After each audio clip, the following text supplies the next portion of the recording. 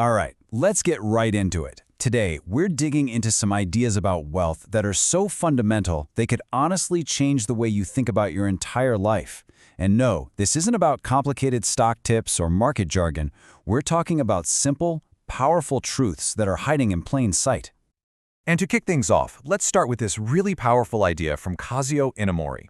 He basically said that reading makes you wise, sure, but making money, that makes you resilient. And that really sets the stage perfectly, doesn't it? Building wealth isn't just some greedy pursuit. It's actually a core part of growing as a person. So that brings us to a huge question, one you've probably thought about before. We spend, 15, 20 years in school? We're constantly told, study hard, get a good job. But what about the one skill that underpins our entire financial reality? Yeah, our education system is pretty good at creating skilled employees, right? But it often completely misses the most important lesson of all, how to actually build wealth for yourself. And listen, this isn't just about what we missed in high school economics. Get this, even Nobel Prize-winning economists, the smartest people in the room, can get this stuff spectacularly wrong. You might have heard of the hedge fund long-term capital management. It had 2 Nobel laureates on its board, and it completely collapsed.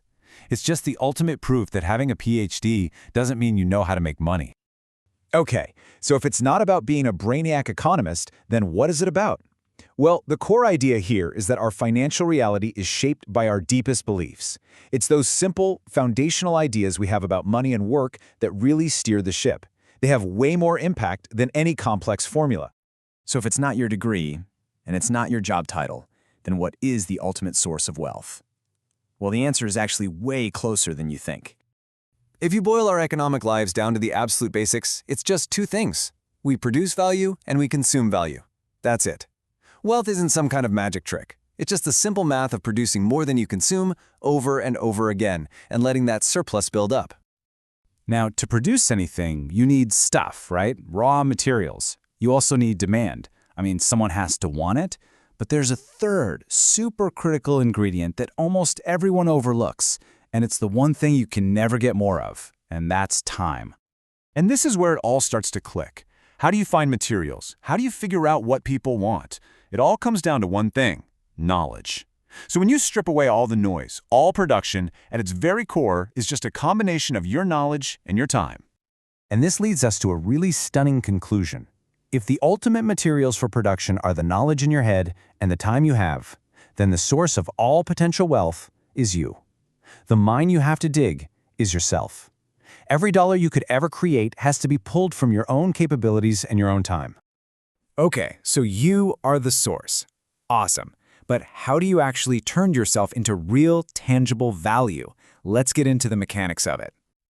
This right here represents maybe the biggest choice we make in our economic lives. Are you selling your time raw? Like selling crude oil straight out of the ground? That's your typical salary or hourly job. Or are you using your time to process that raw material into something way more valuable, like turning that crude oil into jet fuel? And here's the crazy part. When you actually do the math, the amount of time in your entire life that you can actually sell for a wage, once you factor in sleeping, being a kid, school, weekends, retirement, it's a tiny fraction, like maybe 10%. The other 90% is unsellable.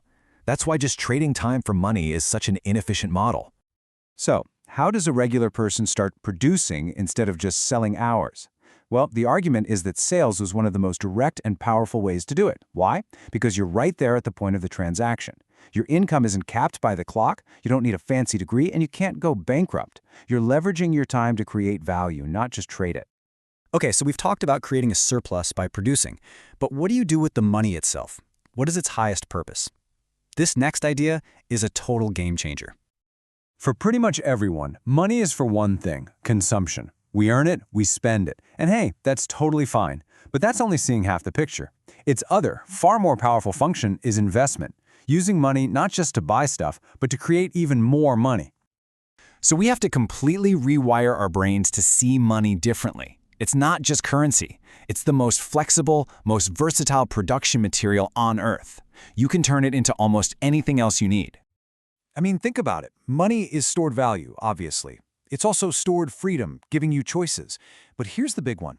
It's stored time. You can use your money to buy someone else's time, freeing up your own. You can use it to buy an education, which means it can literally become stored knowledge. It's the ultimate tool for production. And when you put all these pieces together, you stop playing the finite game of just working paycheck to paycheck. You start playing a much bigger, much more rewarding, infinite game.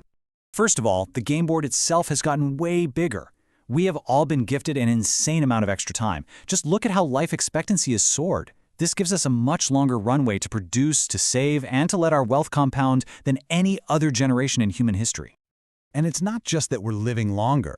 We're living longer during the single greatest period of wealth creation the world has ever seen. The global economy is on an exponential curve. More time plus more opportunity is the perfect recipe for playing the long game. And this is where real investing comes into play. We're not talking about speculating, gambling on short-term price swings. A true investor uses time as a production material. They are buying a piece of long-term human progress. They're playing that infinite game. And what does that infinite game look like in practice? It's about letting the incredible power of compounding do the heavy lifting. I mean, look at this. A single dollar put into a company like Coca-Cola 100 years ago, compounding at around 15% a year, would be worth over $5 million today. That's not a get-rich-quick scheme. It's the beautiful math of long-term growth. So when you put it all together, here's the final takeaway. Your time isn't just a straight line from birth to death. Think of it more like a pipeline. You can either let it be a tiny little trickle, or you can actively work to make that pipeline wider and wider with knowledge, production, and investment. You are the source. Time is your ultimate material. So the only real question left is, what are you going to build with it?